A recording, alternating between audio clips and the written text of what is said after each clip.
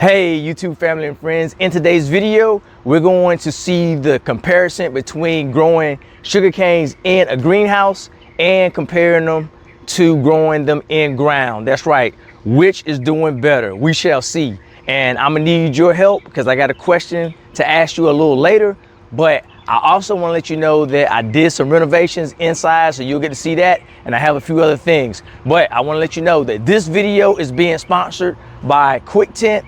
Down low in the description, you will see the link for this greenhouse if you're in need of a greenhouse, and my discount code should be flashing up and you will get a discount also. But let's go ahead and check out the in-ground first. You thought I was gonna let you see what's in here? I'm gonna let you wait for a second, so let's go. All right, now here's our first stop. I want you to see the sugar cane, get you in close. That one has sprouted maybe a couple of weeks ago, and it is not very tall whatsoever. It's probably about the size of, a little bit taller than my hand right here. All right, so now my garden is kind of junky, but let's go ahead and go to the next area. All right, so look at the next sugar cane that's coming up. It should be way taller now, but I had a line of a cane down here, and so far just that one came up. All right, so hopefully the other ones will come up, but we're gonna keep on moving on down. Now y'all know you see some of this stuff coming up, and this has been in my garden all the time. That's that passion fruit. I can't do anything about it. All right, here's another sugar cane that it's a little bit taller, but once again I got a line of them and they're coming up real slowly. This one just broke the ground not too long ago. That's another sugar cane. All right, so as we pan on down, I should have more than this, but they're coming up slowly. All right, so as you can see, sugar cane is not doing that well.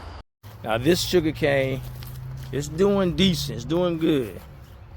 All right, so of the in-ground, these ones right here are the ones that are the tallest.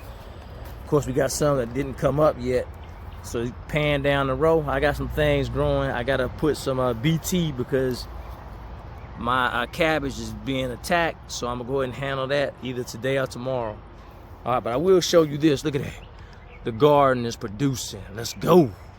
So we're gonna go over to the greenhouse now and see what that looks like. All right, so let's go ahead and get inside here and see what it looks like. I put these bricks down because I'm trying to keep all the heat in as possible. And so I'm gonna go ahead and get this door open so we can slide right in. And it has a door that if you want it to have airflow, you can do that. I should have done that earlier. I did it once or twice, but I gotta keep that in mind. All right, let's go inside. Dun, dun, dun. All right, let's look over here. See what I'm talking about? Look how tall that is. Now the question I have, do you think I should leave it in here? And how long? Because I never had my sugar cane to grow this tall right now in the spring. All right, so bring you in close. You can tell the difference. This is great. All right, and the reason that is because I'm keeping all the heat in, and so my sugar cane, they don't really get that tall. That's why I'm thinking, should I leave it in here? So that question is going to be inside my head. When do I take them out? If I leave it in here? Because I want my sugar cane to get as tall as possible, because in the past my sugar cane only gets about that size. I want to push the envelope, so I might have to leave it in here and just see how the plant is doing. But let me let you look around. We do have another plant or two or three in here, and I want to show you what I did to the greenhouse. All right, so the first thing I did, I put the landscape fabric underneath to try to stop the weeds from coming up. If you look in the corner over there, I did not have enough to put on the edges, so I will have to come back and do that. Now, if you look on the floor, I went to Walmart and I got this nice green rug. It looks nice. It's a greenhouse, right? So I said I need a green rug. All right, so I went ahead and did that. If you look at the table, so if I'm doing some work, and put my plants. What is that? These are some huge pineapple plants. Hopefully we'll see if we can get them the fruit. And I got two other small ones. They were inside my house, and you can see that they're really light.